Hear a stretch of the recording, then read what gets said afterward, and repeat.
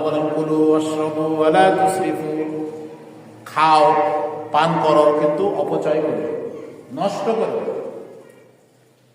আর খাবারের মধ্যে অল্প কিছু জিনিসকে হারাম করে দিচ্ছে। হুররিমাত আলাইকুমুল মাইতাতু ওয়াদ-দামু ওয়া লাহমুল খিনজির ওয়া মা উহিল্লা লিগাইরিল্লাহি বিহি ওয়াল মুনখানিকাতু ওয়াল মাওকুদাতু ওয়াল মুতারাদ্দিয়াতু ওয়ান নাতিহাতু ওয়া মা আকালাস সাবউ ইল্লা মা যাক্কাইতুম ওয়া মা যুবিহা আলান নুসুবি ওয়া আন তাস্তাকসিমু বিল আজলাম। হুররিমাত আলাইকুমুল মাইতা, তোমাদের উপরে মৃত প্রাণী হারাম করে দিয়েছে। ওয়াদ-দাম, রক্ত খাওয়া হারাম করে দিয়েছে।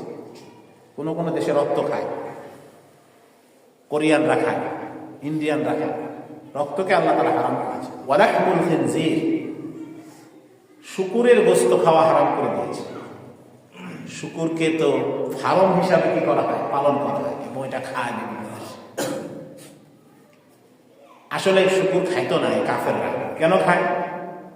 আল্লাহ নিষেধ করছে এই জন্য। মানে আল্লাহর সাথে কেমন বিরোধিতা করা যায়। বর্তমান জামানায় এক সময় অমুসলিমরা যে জিনিসগুলোকে মুসলমানের মতো অপছন্দ করত, এখন ইসলামের বিরোধিতা করে সেই জিনিসগুলোকে তারা খাবারের পর্যায়ে নিয়ে এসেছে। তাহলে শুকুরের গোশত খাওয়াকে আল্লাহ হারাম করেছে। ওয়ামা উহিল্লা লিগাইরিল্লাহি বিহি, আল্লাহর নাম ছাড়া অন্যের নামে যা জবাই হয়, কোন ব্যক্তির নাম নিয়ে জবাই করা হয়। নামে মানে কি? নামে এই কথাটার দুইটা অর্থ। একটা আছে কুরবানির সময় আমরা বলি আমার বাবার নামে, আমার ছেলের নামে, এটা নামে মানে পক্ষ থেকে। আর একটা নামে মানে জবাই করার সময় নাম উচ্চারণ করা। তো জবাই করার সময় একমাত্র কার নাম উচ্চারণ করতে হবে? আল্লাহর নাম, বাবার নাম, দেবতার নাম। নবীর নাম নিয়ে কেউ যদি কি করে, জবাই করে, খেয়াল করে, যদি কেউ বলে ইয়া মুহাম্মদ কই জবাই করে, তাহলে ওটা হারাম হবে। শুধুমাত্র একমাত্র আল্লাহর নাম নিয়ে জবাই করতে হবে। কারোর মনে আছে যে বিসমিল্লাহ বলতে হবে, কিন্তু আমি ছেড়ে বললাম হ্যাঁ কি আর বিসমিল্লাহ, তাইলেও এটা হারাম হয়ে যাবে। আমাদের ইমাম আবু হানিফা রাহমাতুল্লাহ আলাইহি উম্মতের দরদি, সবচাইতে বড় ইমাম, সবচাইতে বিচক্ষণ ইমাম, তিনি বলেছেন কেউ যদি ভুলে বিসমিল্লাহ বলতে ভুলে যায়, জবাই করার সময় বিসমিল্লাহ আল্লাহু আকবার কথা বলতে ভুলে যায়, কিন্তু সে বিসমিল্লাহকে অস্বীকার করে, তাইলে সেটা খাওয়া যাবে। কিন্তু অন্য অন্য ইমামরা বলেছে ভুলে গেলেও করে হারাম হবে। তাহলে জবাই করার সময় বিসমিল্লাহ বলা কত কঠোর, কিন্তু আমরা কি করি? বিয়ার সময় যদি অনুষ্ঠানে যদি মুরগি 100টা জবাই করতে হয়, 200 জবাই করতে হয়, ওই যে জবাই করে কষায় বাজে, ওই তো কাঁচা দিয়া বিড়ি টানে আর জবাই করে। আরে বিসমিল্লাহ কইলেও কয় না, ভাই বিসমিল্লাহ বলেন, বিসমিল্লাহ বলেন, বলে না। এই জন্য অনুষ্ঠান যারা আমরা করব, আমাদের উচিত এই জিনিসগুলো নিজেদের কন্ট্রোলে রাখা। যেমন গরু আমি জবাই করে দিলাম, এরপর তুমি কাটো, যা কাটা। মুরগি আমি জবাই করি, অথবা এমন ব্যক্তিকে যে জবাই করো তার সাথে শর্ত থাকবে, তুমি যদি বিসমিল্লাহ ছাড়া একটা মুরগি জবাই করো, ওই মুরগির দাম তোমার দিতে হবে, কারণ তুমি ইচ্ছা করে ছাড়ছো। ভুলে ছেড়ে দিলে ইমাম আবু হানিফা রাহমাতুল্লাহ আলাইহি বলেন সেটা হারাম হবে না। কিন্তু অনেক বলার পরে ছেড়ে দিয়েছে, তার মানে কি? ওই বিসমিল্লাহকে অস্বীকার করছে, ওই জিনিস খাওয়া হারাম। হুজুর আপনি ওই জিনিস খাওয়া হারাম করেন? ফার্মের সাথে হোটেলের যে যোগাযোগ, বার্গার গুলা, চিকেন ফ্রাই গুলা, মুরগির জাতীয় যত খাবার আছে সব তো মরা মুরগি দিয়েই হয়। আমরা সে টাকা দিয়ে কিনে কিনে খাই বিভিন্ন দামি দামি রেস্টুরেন্টে। এই জবাইয়ের শরীয়তের এই মশালার কোনো গুরুত্ব নাই তো। এই জন্য তো হোটেলে গিয়ে এই জিনিস খাওয়া না খাওয়া উচিত। কোথা থেকে আনছে কে জানে? কারণ হলো এরা আপনারা মেম্বারে বসে খালি একটু বাড়াবাড়ি কথা বলেন, বাড়াবাড়ি না। তো বাংলাদেশের সবচাইতে সেরা রেস্টুরেন্ট সুলতান ডাইন, কয়দিন আগে কুত্তার গোস্ত ধরা পড়ছে, গত বছর ওই যে শেখ হাসিনা ধরা পড়ে নাই, সে ধানমন্ডিতে কুকুর খাওয়াই দিয়েছে মানুষকে। যারা কুকুর খাওয়াইতে পারে এরা মরা মুরগি খাওয়াইতে পারে। এই জন্য ভাই বস্ত বুজুর্গ, যেই হারাম জিনিস আমি খেয়ে ফেলবো এটা বের করতে পারবো। এই জন্য এই জিনিসগুলোর ব্যাপারে আমাদের খুব সতর্ক থাকা চাই। দোকানে গেলে মুরগি যদি জবাই করে আনি, দোকানদার অবশ্যই বেশিরভাগই মুসলমান থাকে, আমরা মুসলিম দেশ, ভাই বিসমিল্লাহ বলে জবাই করেন, না পারলে আমার হাতে নাম বাকি কাজ হবে। আল্লাহ বলেন ওয়ামা উহিল্লা লিগাইরিল্লাহি বিহি, আল্লাহর নাম ছাড়া গায়রুল্লাহর নামে যদি কোনো নাম নিয়ে যদি কোনো প্রাণী জবাই করা হয় তাহলেও সেটা হারাম হয়ে যাবে। নামাজ আমি ছুটে যাই, আমার সুন্নতি লেবাস আমার না থাকতে পারে, কোরআন আমি কম পারি বা পড়ি না, আমল কম করি, কম বেশি করি, কিন্তু আমি মুসলমান। এই জিনিসটা আমি কিভাবে ছেড়ে দেব? এটা তো আমাদের একটা মজ্জাগত, আমাদের কালচারের সাথে মিশে আছে, ইসলামিক কালচার। এটা খাবার একজন মুসলমানের কিভাবে রুচি হয় যে প্রাণী হারাম ভাবে জবাই করা হয়েছে কিন্তু খেয়ে ফেলতেছে। মোরা মুরগি দামে বিক্রি করে যে তারও কেমন মানসিকতা, মানবতা, যে যারা কিনে এটা খাওয়াবে মানুষকে তারও কি মানবতা, পশু হয়ে গেছে। এই জন্য আল্লাহ তাআলা কোরআনে কারীমের এক জায়গায় বলছেন উলাইকা কাল আনআমি বাল হুম আযাল উলাইকা হুমুল গাফিলুন। যাদের চোখ আছে, কান আছে, দিমাগ আছে, এত সত্ত্বেও এরা আল্লাহকে ভয় করতেছে না, আল্লাহর দিকে ফিরে আসতেছে না, এরা তো চতুষ্পদ জন্তুর চাইতেও নিকৃষ্ট। কোরআনের আয়াত। যে ব্যক্তি মরা মুরগি কিনে বিক্রি করতেছে তাকে আল্লাহ তাআলা দিমাগ দিছে না, কান দিছে না, শ্রবণ ক্ষমতা দিছে না, বিবেক দিছে না, সে এটাকে খাটাইতেছে না। কি বোঝা গেল? বোঝা গেল সে এই নিয়ামত গুলো পেয়েও এগুলো তার কাছে অকার্যকর। এই জন্য আল্লাহ বলছেন এরা তো শিয়াল কুকুরও হইতে পারে না, এর চাইতেও নিকৃষ্ট। কোরআনের আয়াত। কঠোর হইলে খারাপ লাগে, কিন্তু যদি শব্দটা কে ব্যবহার করে? আল্লাহ ব্যবহার করে, তখন খারাপ লাগার কি আছে? খারাপ লাগা না, বরঞ্চ নিজেকে অপরাধ বোধ হওয়া, এটা বিবেকমানের কাজ। এই এত কঠোর ভাষা ব্যবহার করি, ওমা আমি অপরাধ করলাম কিন্তু আমাকে কঠোর ভাষা ব্যবহার করতে পারলাম, এর কোন ধরনের বিচার? আর ব্যবহার করতেছে আল্লাহ তাআলা। আল্লাহ যে জায়গায় ওই সমস্ত মানুষের ক্ষেত্রে কঠোর শব্দ ব্যবহার করছেন, আমি এখানে এসে সুশীলগিরি দেখা গেছে জি এরকম শব্দ ব্যবহার করা, এটা কি সোশ্যাল মিডিয়া না যে কঠোর শব্দ ব্যবহার করা যাবে? আল্লাহ, আমি যে কথা বলতে চাইতেছি, তারপরে কি ওমা উহিল্লা লিগাইরিল্লাহি বিহি ওয়াল মুনখানিকাতু, যে প্রাণী ফাঁস লেগে মারা গেছে, পাহাড়ে চলতে গিয়ে বা রাস্তার পাশে খুঁটা দিয়ে গাছের সাথে বেঁধে রাখছি, ঘাস খাইতে খাইতে নিচে গিয়ে গলায় ফাঁস লেগে গেছে, মরে গেছে। আরে আমার 15,000 টাকা দামের ছাগলটা মরলে কি হয়েছে, যা গোপনে খেয়ে ফেলে জবাই করে। যদি জান চলে যায়, জান থাকা অবস্থায় জবাই করলে তো সেটা খাওয়া যাবে আল্লাহ নামে, কিন্তু যদি মরে যায় মায়া করা যাবে না, এটা হারাম হয়ে গেছে। ওয়াল মুনখানিকা, গলায় ফাঁস লেগে মরে গেছে। ওয়াল মুতারাদ্দিয়াতু, পাহাড়ের চূড়ায় চড়তে চড়তে যদি সেখান থেকে পড়ে গিয়ে মারা যায়। ওয়ান নাতিহাতু, অন্য একটা প্রাণী এসে যদি গোতা দেয় আর সেটার কারণে যদি সে মারা যায়, গরু ছাগলে গোতা দিতে পারে, সে শিং ধারালো এমন জায়গায় গুঁতে লাগছে, মারা গেছে, এটা বলে নাতিহা, কোরআনের আয়াত। ওয়ামা আকালাস সাবু, শিয়ালে মুরগি ধরছে কিন্তু তারপর দেশি আর শিয়াল রাইখে পলাইছে। আমি চিন্তা করলাম 500, 550 টাকা, 600 টাকা দামের একটা রাকা মোরগ, দেশি মোরগ, এটাকে ছাড়া যায় না, খাওয়া যাবে না। হিংস্র প্রাণী যা শিকার করে এবং তার শিকারের কারণে যদি মারা যায়, এটাও হারাম হয়ে যাবে। তবে আল্লাহ বলে দিচ্ছেন, নিয়ম বলে দিচ্ছেন, জীবন থাকা অবস্থায় যদি তাকে জবাই করতে পারো ইল্লা মা যাক্কাইতুম, তাহলে সেটা খেতে পারবা, কোনো সমস্যা নেই।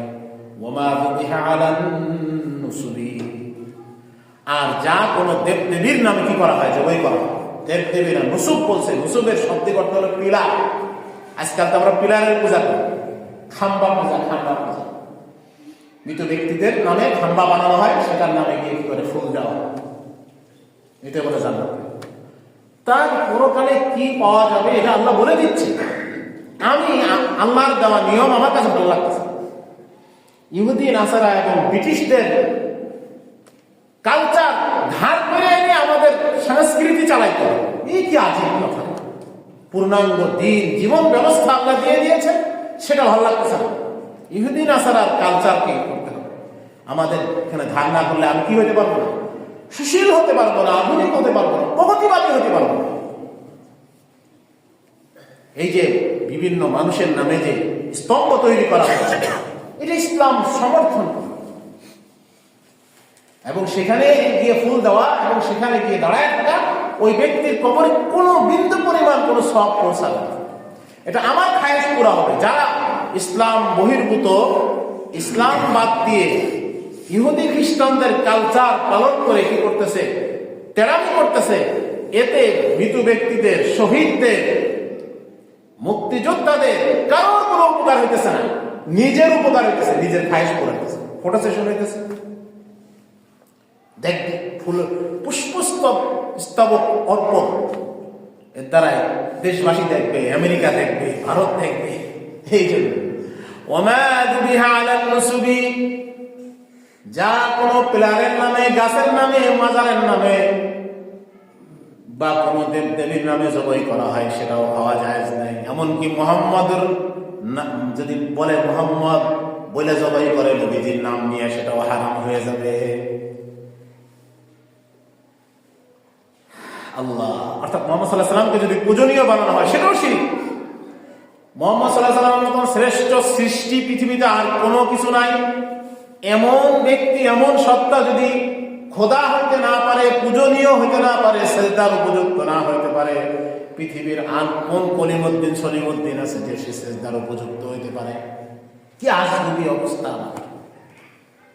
তো মা দুবিহা আলাল মুসলিম ওয়া আন তাস্তাকসিমু বিল আজলাম। আরেকটা জিনিসকে আল্লাহ তাআলা হারাম করছে, যে ভাগ্য তীর আরবরা তাদের পিঠের মধ্যে ঝুলায় রাখতো একটা পাত্র, তার মধ্যে কয়টা সাদা তীর, কয়টা লাল তীর, মানে দুই রঙের তীর রাখতো, চোখ বন্ধ করে তীর বের করত। একটার নাম হচ্ছে কল্যাণের তীর, আরটার নাম হচ্ছে অকল্যাণের তীর। তো ওইটা বের করে, চোখ বন্ধ করে বের করার পরে যেটা বের হতো, তারা ওটার উপরে আকীদা করতো, আমার সামনের সফর কল্যাণ করো, আমার সামনের সফর অকল্যাণ করো। এটাকে হারাম করেছে, কারণ কল্যাণ অকল্যাণের মালিককে আল্লাহ। আমরা এটা পড়ে ঈমানদার হয়েছি, আমানতু বিল্লাহি ওয়া মালাইকাতিহি ওয়া কুতুবিহি ওয়া রুসুলিহি ওয়াল কদরি খাইরিহি ওয়া শাররিহি মিনাল্লাহি তাআলা ওয়াল বা'সি বা'দাল মাউত ওয়াল কদরি খাইরিহি ওয়া শাররিহি। এর মানে কি? ভালো আমার জীবনে কোন কল্যাণকর কিছু ঘটা, অকল্যাণকর কিছু ঘটা, এটা আল্লাহর পক্ষ থেকে, আল্লাহর কুদরতে, আল্লাহর ক্ষমতায় হয়। আল্লাহর ক্ষমতায় যেহেতু হয়, তো আমার নামাজ পড়ে লাগবে, আমি যা ইচ্ছা তাই করবো না, এটা হবে না। আমার চেষ্টা আমাকে করতে হবে, তারপরেও যদি ভালো মন্দ হয় সেটা আল্লাহ। আল্লাহ বলেন ওয়াহাদাইনাহুন নাজদাইন, আমি তোমাকে ভালো এবং মন্দ উভয় রাস্তা দিয়ে দিয়েছি এবং উভয় রাস্তায় চলার ক্ষমতা দিয়ে দিয়েছি। নাস্তিকরা, অবিশ্বাসীরা এরকম কিছু আজগুবি প্রশ্ন করা, বলে কি আছে, আমাকে প্রমাণ করে দিবে আল্লাহ আছে। যে যত বড় নাস্তিক, সে তত বড় আহাম্মক। আল্লাহ তাআলা তার অস্তিত্বের জন্য অগণিত অসংখ্য প্রমাণাদি পৃথিবী জুড়ে ছড়িয়ে রেখেছে, আমার দেহের মধ্যে ছড়িয়ে রেখেছে। ওয়াফি আনফুসিকুম আফালা তুবসিরুন, তোমার নিজের দিকে তাকাও। আমার দেহের মধ্যে যেই পরিমাণ বস্তু আছে, এটা নিয়ে যদি আমি খালি চিন্তা করি, তাহলে আমার হায়াত শেষ হয়ে যাবে, তারপরে আমি এটার কোনো আগামাথা খুঁজে পাবো। এমন একটা জিনিস যেটার কোনো স্রষ্টা নাই, এটা হতেই পারে না। নিশ্চয় তার একজন সুদক্ষ কারিগর এবং স্রষ্টা রয়েছে, যিনি আমাকে বানিয়েছেন। এত বড় অহংকার কিসের, যে আমার দেহের মধ্যে কলিজা কোন জায়গায়, কুকটা কোন জায়গায়, এটা জানি, আমার চোখে আমি দেখি না, আমার মাথায় কয়টা চুল আছে আমি জানি না।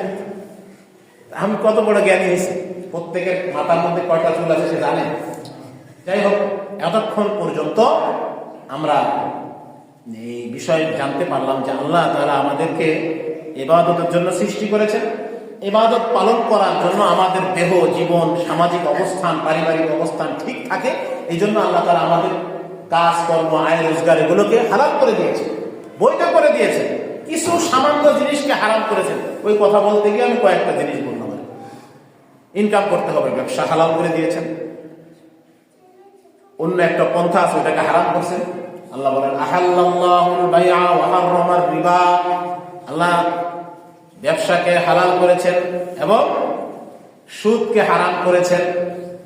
এই কারণে সবাই উঠে পড়ে লাগছে আল্লাহ বিরোধীরা কিভাবে সুদকে এস্টাবলিশ করা যায়, কিভাবে মানে ওইটাকে ঘুরায়া পেঁচায়া কিভাবে হালাল বানানো যায়, এই ধান্দায় সবাই ঢুকে যায়। আর এই ব্যাপারে যদি উলামায়ে কেরাম খুব সতর্ক অবস্থান এবং কঠোর বার্তা দেয়, বলে যে এরা কিছু করতে পারে না, ব্যাংক বানাইতে পারে না, এই অর্থ ব্যবস্থা সম্পর্কে, ইকোনমিক্যাল সম্পর্কে কিছু জানে না, এরা খালি ফতোয়া দিতে জানে। ফতোয়া কে দিয়েছে? আল্লাহ দিয়েছেন। আল্লাহ বলেন আহাল্লাল্লাহুল বাইআ ওয়া হাররামার রিবা। কোন সুদী কারবারি যতই সে দামি পোশাক পরুক আর যতই সে উন্নতি করুক আর ঘর বাড়িওয়ালা হোক না কেন, যতই সে সুন্দর বক্তব্য দিতে পারুক, যতই সে পদমর্যাদার অধিকারী হোক, আল্লাহর কসম যদি ওই তার কারবার যদি সুদ হয়, আল্লাহর কসম, অতঃপর আল্লাহর কসম, অতঃপর আল্লাহর কসম, সে কখনোই সফল হতে পারবে না। আল্লাহ বলতেছেন ইয়ামহাকুল্লাহুর রিবা। আল্লাহ তাআলা সুদকে দমন করেন, ধ্বংস করেন। কার কথা? আল্লাহর কথা। আল্লাহ বলেন সুদ যেখানে আছে আমি সেটাকে ধ্বংস করবই। আমি বলতেছি না এই কৌশলে, ওই কৌশলে, ওই কৌশলে এটাকে আমি উঠাবো, জীবন না, সম্ভব না। আল্লাহ বলতেছেন যারা আমার এই ধমকি শুনেও সুদ ছাড়ে না, বরং ঘুরায় পেঁচায় নিজে খায়, অন্যকে খাওয়াইতে চায়, আমি আমার পক্ষ থেকে তাদের বিরুদ্ধে যুদ্ধ ঘোষণা করে দিলাম। নাউযুবিল্লাহ। আল্লাহর সাথে যুদ্ধ করা যায়? আল্লাহ বলতেছেন যে ফাদানু বিহারবিন মিনাল্লাহ, আল্লাহর পক্ষ থেকে তাদের বিরুদ্ধে যুদ্ধ, এটা ঘোষণা করে দাও। কে আছে আল্লাহর সাথে যুদ্ধ করবে? একটা সুদখোর সফল হয় না। সাময়িক ভাবে কই আমরা তো বিদেশ যেতে পারছি, ঘর উড়াইতে পারছি, দোকান দিতে পারছি, কিন্তু এমন এমন ধাক্কা খায়, এমন এমন ধোয়া খায়, এমন এমন বিপদে পড়ে তার সকল অর্জনের চাইতে 10 গুণ 20 গুণ ক্ষতি হয়ে যায়। কিন্তু ওই যে বক্র হৃদয় সেই ক্ষতিকে ক্ষতি মনে করে, তারা গোপন রাখে, নিজের পারিবারিক অশান্তিকে গোপন রাখে, সামাজিক অশান্তিকে গোপন রাখে, আর বলে না আমি সুদ দ্বারা সফল হইতেছি। আল্লাহ বলতেছেন যে আমি সুদকে কি করে দেই? দমন করে দেই। সুদকে আমি দমন করি। আল্লাহর ওয়াদা, আল্লাহর ঘোষণা। আল্লাহ বলতেছেন আমি সুদকে, যারা সুদকে এস্টাবলিশ করতে চায়, ব্যাপকতা দিতে চায়, তাদের ব্যাপারে আমার পক্ষ থেকে যুদ্ধের ঘোষণা করে দাও। ও ভাই, এই স্পষ্ট ঘোষণা কিভাবে আমি উল্টাবো? কেন আমি এটার পিছনে ছল ছাতুরি করে কেন আমি কি করতেছি? এটাকে বৈধ বানানোর পিছনে দৌড়াচ্ছি। আল্লাহ বলেন আমি ব্যবসাকে হালাল করেছি। হালাল পদ্ধতির অল্প ব্যবসা তোমাকে হৃদয়ে শান্তি দিবে, বরকত দান করবে। আধিক্যতার মধ্যে কোনো শান্তি নাই, বরকতের মধ্যে শান্তি। আধিক্যতার মধ্যে কোনো শান্তি নাই, বরকতের মধ্যে শান্তি। এক লোকের 100 কোটি টাকা আছে, কিন্তু সে 6,000 কোটি টাকা, 7,000 কোটি টাকা সে কি করছে? নিজের ব্যাংক ব্যালেন্সে জমাইছে, কিন্তু তার দেশের মাটিতে জায়গা হয় নাই। কথার কথা এক্সাম্পল দিলাম। আমি কি কাউকে গালি দিয়েছি? একজন ব্যক্তির এরকম কি হয়েছে, এত টাকার মালিক হওয়ার পরে সে থাকতে পারেনি। তাহলে বোঝা গেল কি অবৈধ পন্থার টাকা সে কখনো সফলতা অর্জন করতে পারে না। আর একজনের দিনে 300 টাকা কামাই করা অটোওয়ালা, বলে আজকে কত ভাড়া মাস? 300 টাকা। ওরে বাপ, যেইভাবে বলে মনে হয় লাখ লাখ টাকা। এটার নাম বরকত। সে শান্তিতে ঘুমায় এবং শান্তিতে খায়। আমরা চাই শান্তি, মুখে বলি আমরা শান্তি চাই, কিন্তু আমার চোখ, আমার নফস আম্মারা আমাকে বলে এত অল্প টাকায় কি হবে তোমার? এই জন্য 3 ধরনের নফস আছে। এই নফসের মধ্যে একটা নফস আছে নফসে মুতমাইন্না, ইমানদার নফস। সে বলে তুমি হালাল টাকা কামাই করছো মাশাআল্লাহ, তুমি 2 রাকাত নামাজ পড়ছো মাশাআল্লাহ, তুমি কোরআন তেলাওয়াত করছো মাশাআল্লাহ, তুমি তাহাজ্জুদ পড়ছো মাশাআল্লাহ, সে খালি খুশি হয়ে যাবে। আর নফসে আম্মারা বলে তুমি কি একটু চুরি করতে পারলা না, তুমি কি একটু ডাকাতি করতে পারলা না, তুমি কি একটু গালি দিতে পারলা না, তুমি কি একটু অস্ত্রবাজি করতে পারলা না, দুর্নীতি করতে পারলা না, তুমি কি একটু টেন্ডারবাজি করতে পারলা না, চাঁদাবাজি করতে পারলা না, একটু করো। ইন্নান নাফসা লাআম্মারাতুম বিসসু, একটা নফস আছে যে নফস খালি খারাপ কাজের প্রতি উদ্বুদ্ধ করে। এর 2 ধরনের নফস। যে নফস আমাকে কি করে, ভালো কাজের প্রতি উদ্বুদ্ধ করে, ভালো কাজ বলে খুশি হয়, সেই নফসকে বলা হয় নফসুল মুতমাইন্না। যে নফস আমাকে খারাপ কাজের প্রতি উদ্বুদ্ধ করে ওই নফসকে বলা হয় নফসে আম্মারা। আরেকটা নফস আছে, ওই নফসের নাম হইছে লাওয়ামা। যেই দল ক্ষমতায় আসে ওই দলের সাথে গিয়া কি করে যোগ দেয়। এত বছর ধরে স্বৈরাচারের সাথে দালালি করে আবার যখন অবস্থার পরিবর্তন দেখেছে তখন সে কি করতেছে, ওই যেদিকে বাতাস সেদিকে যোগ দিচ্ছে। এরকম কিছু লোক থাকে না, কিছু পাতি কেডার থাকে না, নফসের মধ্যে একটা নফসার আছে এরকম মুনাফিক নফস।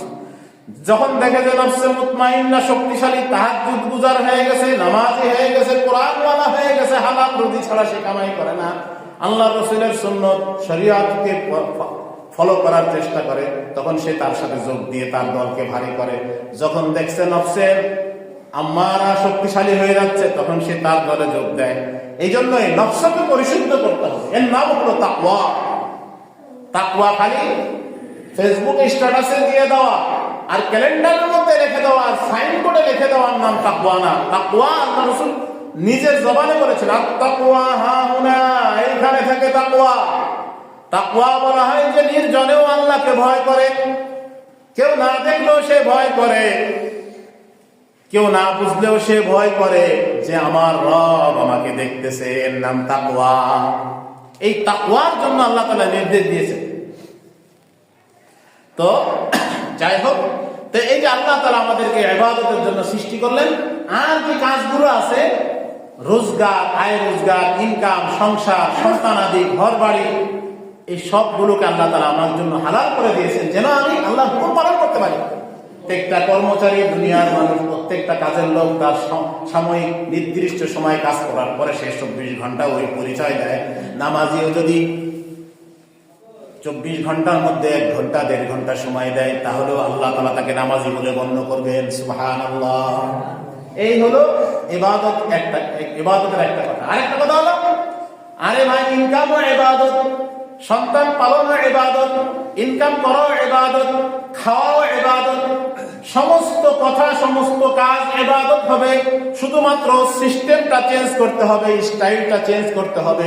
শয়তানের স্টাইল, ইহুদি নাসারার স্টাইল, আর ব্রিটিশদের স্টাইল, ভারতের স্টাইল, ভারতের কালচার বাদ দিয়ে, হিন্দুস্তানের কালচার বাদ দিয়ে যখন ইসলামের কালচারকে কি করবে, গ্রহণ করবে, তখন মুসলমান পানি খাবে, বিসমিল্লাহ বলবে, পানি পান করার পরে সে বলবে আলহামদুলিল্লাহ। মুসলমান হাত ধৌত করবে, এটা ইবাদত। মুসলমান, আল্লাহ রাসূল সাল্লাল্লাহু আলাইহি ওয়াসাল্লাম বলেছেন, ছোট ছোট লোকমা দিয়ে সে খানা খাবে, যদি এটাকে সে নিয়ত করে আমি রাসূলের সুন্নাত অনুসরণ করতেছি তাহলে এটা ইবাদত হয়ে যাবে, তাহলে তার খাওয়াটা ইবাদত হতেছে। আমি তো বারবার বলি, খাওয়া না, শুধু হাগামোটাও ইবাদত। আল্লাহ রাসূল বলে, তোমাদের মধ্যে কেউ যখন বাইতুল খালার মধ্যে, ওয়াশরুমের মধ্যে প্রবেশ করবে সে যেন এই দোয়া পড়ে, আল্লাহুম্মা ইন্নী আউযু বিকা মিনাল খুবুসি ওয়াল খাবাইস। তুমি এই দোয়া পড়ো, তাহলে এই দোয়া কি ইবাদত না? দোয়াটা ইবাদত কিনা? আল্লাহ রাসূল বলেন, তোমাদের মধ্যে কেউ যখন বাইতুল খালার মধ্যে যায়, সে যখন বসবে, বসার কাছাকাছি যাওয়া অবস্থায় তার সতর্কে খুলবে। সে যখন পবিত্রতা অর্জন করবে সে যেন বাম হাতকে ব্যবহার করে, সে যেন 3টা ঢিলা ব্যবহার করে, সে যেন পানি ব্যবহার করে, সবগুলো ইবাদত হইতেছে। তাহলে মুসলমানের জিন্দেগীর সমস্ত কাজ ইবাদত। আল্লাহ তাআলা ইবাদতের জন্য সৃষ্টি করছি। ও মুসলমান, তুমি খাও, তুমি পানাহার করো, তুমি ওয়াশরুমে যাও, তুমি বিবাহ করো, খালি পদ্ধতি চেঞ্জ করলেই তো ইবাদত হয়ে গেল। এটা আমরা করতে পারি না। হায় হায়, 31st নাইট গেল, জানুয়ারি মাস আসলো। এই জন্য যে ভাইকে হাতে ধরে পায়ে ধরে গলায় রশি বেঁধেও মসজিদে আনা যায় না, খুব তাকে মুখ ফিরায় রাখে। 31st নাইট পালন করার কারণে ওই যুবক ডেক্সেট নিয়ে আসছে, খিচুড়ি রাঁধছে, যেন জীবনের এক অবিচ্ছেদ্য ইবাদত করবে সে আজ রাত্রে। অথচ আবিষ্কার করছে মুশরিকরা, মুশরিক গ্রিকরা এই জানুয়ারি মাস আসার আগ মুহূর্তে তাদের একটা দেবতা ছিল, দেবতার নাম হচ্ছে জানুস। যারা নেট চালায়, স্মার্টফোন ব্যবহার করে, তারা দেখবে জানুস দেবতা, শুধু জানুস লিখলেই হবে। ওর 2 মাথা, 2 দিকে 2টা কল্লা। তারা ডিসেম্বর মাসের 12টার পূর্ব মুহূর্তে ওইখানে এসে বলে, হে দেবতার এই মাথা এই মুখ, তোমার হক পুরোপুরি আদায় করতে পারি না, তাই তুমি ক্ষমা করো। যখন 12টা পার হয়ে যায়, পরবর্তী বছর চলে আসে, তখন তারা এই জায়গা থেকে সরে গিয়ে ওই মুখে চলে যায়, বলে হে দেবতা নাউজুবিল্লাহ, তোমার মাধ্যমে আমাদের এই বছর, সারাটা বছর তুমি আমাদেরকে কল্যাণ দান করো। এইভাবে তারা নববর্ষকে উদযাপন করত। এখন এটা আমাদের মুসলমানদের, আমি খালি গিয়া হুজুর গিয়া যদি গাড়িটা বন্ধ করো তো খবর আছে, গন্ডগোল লেগে গেল। গুনাহের কাজ নিষেধ করার পরে সে যদি ঘাট দাঁড়ানো করে সেটা করে, তার ঈমান থাকে? ঈমান থাকবে না। ভাই এই জিনিস হারাম, ভাই কে কইছে হারাম? কোন হুজুরে কইছে হারাম? আল্লাহর কসম তার ঈমান নষ্ট হয়ে গেছে। এরকম বহু মানুষ বেঈমান হয়ে ঘুরতেছে, কিন্তু মসজিদের খাতায় সে মুসল্লি হিসাবে আছে। সে যদি কইতো যে হুজুর এটা গুনাহ জানি, ছেড়ে দেব, তাও তার ঈমান থাকতো। কিন্তু ওই সরাসরি কি করলো? অহংকার করলো, সে এটাকে উপেক্ষা করলো, বরং ক্যাডারগিরি করলো, ধমক দিল। তার মানে সে মনে প্রাণে কুফরিকে মেনে নিল, কাফের হয়ে গেল। এই জন্য তো নবীজি বলেছেন, ইউসবিহুর রাজুলু মুমিনান ওয়া ইউমসি কাফিরান। সকাল বেলায় সে মুমিন হয়ে ঘর থেকে বের হলো, বিকাল বেলায় এমন এমন আচরণ করলো, সারাদিন এমন এমন আচরণ করলো, এমন এমন কথা বললো যে সে কাফের হয়ে গেছে। আল্লাহর নবী বলেন, বিকালে আস্তে আস্তে সে কাফের হয়ে ঘরে ফিরবে। হ্যাঁ, আপনাদের কাছে খালি কাফের আর কাফের আর ফতোয়া। হ্যাঁ, কাফের মানে অস্বীকারী। তুমি কাফের হইতে পারবো, আমি বলতে পারবো না, আল্লাহ বলে দিলে। কে কাফের কে মুসলমান আল্লাহ বলে দিবে, আল্লাহ ডিসাইড করবে। ওই আল্লাহ তো ডিসাইড করছে কোরআন হাদিসে। আল্লাহ কে কাফের কে মুসলমান এটা কে ডিসাইড করছে? আল্লাহ করে দিছে। তো ওইটাই তো বলতে বলছে আমাদের। আল্লাহ তাআলা আমাদেরকে ঈমান রক্ষা করার তৌফিক দান করেন। আমিন।